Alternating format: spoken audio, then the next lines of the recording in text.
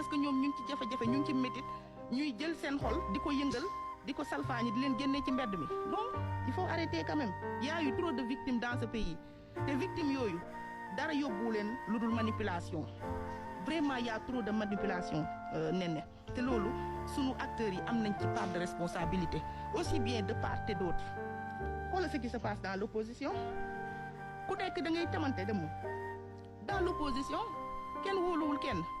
et puis opposition sénégalaise man dafa am lu ci am loo xam ne fii rek la xewee Néné dès lors où yow quitté nga pouvoir même si c'est à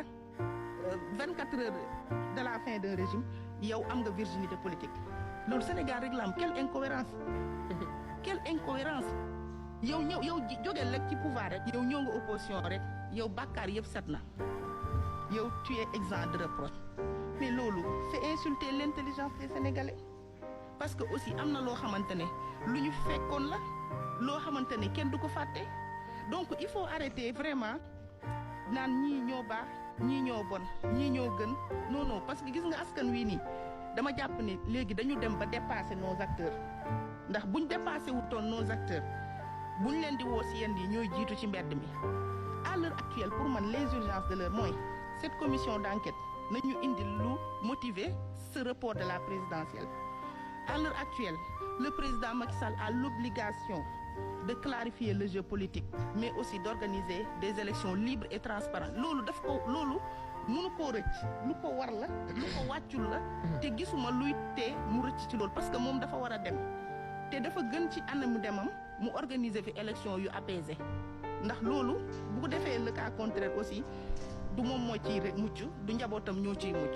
pour man foofu la ñu toll au problème trouvons des solutions bu ñu yéegal fitna bi parce que amaluñu benn njëriñ la preuve université ba fa fitna jaaree ba léegi stigmate yaa ngi fa des donc amul njëriñ li ñu fi yàkkoon lépp foofa demaat di nga xam ne fii fitna jaaroon na fi donc personne n'est fier de la violence donc arrêtons de prôner la violence ñu bàyyi di foyee jàmmi réew mii nga xamante ne moom la ñu ñëpp ñeeyee moom la ñu ñëpp nawee te bu ñu ko benn classe wala benn cercle de personnes di ñu ko yàkkal pour rien au monde c'est les Sénégalais vont le refuser te ku ci bëgg ñu xeeb la nekkal fii di def des discours de va-t-en-guerre les gens ne vont pas te suivre dans ce jeu xam nga lu ñu bëgg